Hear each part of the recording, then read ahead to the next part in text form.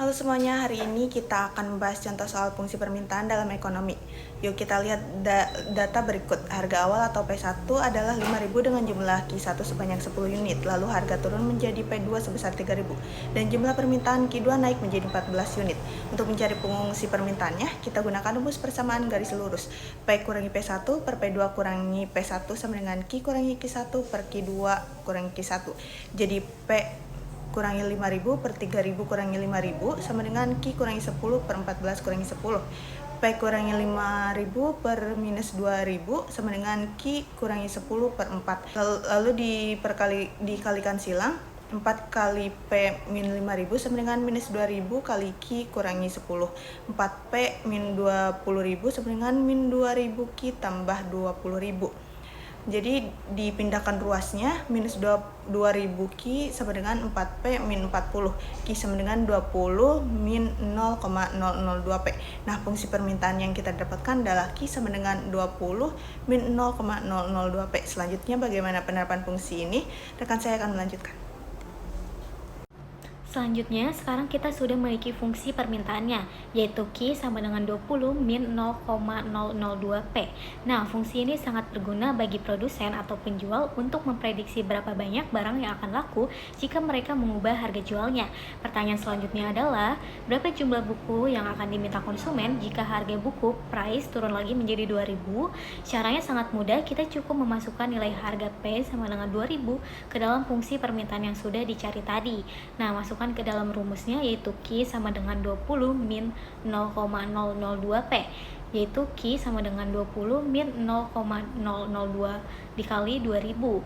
Berikutnya diperoleh hasil Q sama dengan 20 min 4 dan hasilnya adalah 16. Jadi jika harga buku diturunkan menjadi 2.000, maka jumlah buku tulis yang akan diminta oleh konsumen meningkat menjadi 16 unit. Terbukti ya bahwa hubungan antara harga dan jumlah permintaan adalah negatif atau berbanding terbalik. Berikut adalah cara menentukan fungsi penawaran. Dari soal kita tahu harga awal atau P1 adalah 10.000 dengan jumlah Q1 sebanyak 40 unit. Lalu saat harga naik menjadi P2 sebesar 15.000, jumlah penawaran Q2 ikut naik menjadi 60 unit. Untuk mencari fungsinya, kita gunakan rumus persamaan garis lurus, yaitu P kurangi P1 per P2 kurangi P1 sama dengan Q kurangi Q1 per Q2 kurangi Q1. Lalu masukkan angkanya. P kurangi 10.000 per 15.000 kurangi 10.000 sama dengan Q kurangi 40 per 60 kurangi 40. Jadi P kurangi 10.000 per 5.000 sama dengan Q kurangi 40 per 20. Lalu lakukan perkalian silang.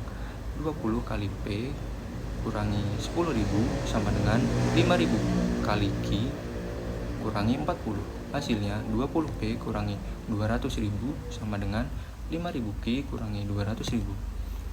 Jadi kita coret angka minus 200.000 di kedua sisi, tersisa 5.000 Q sama dengan 20P. Q sama dengan 20 per 5.000 P. Hasilnya Q sama dengan 0,004 P. Kita dapatkan fungsi penawaran adalah Q sama dengan 0,004 P. Pada bagian ini saya dan rekan saya akan menjelaskan penerapan fungsi non-linear dalam dunia bisnis dan ekonomi.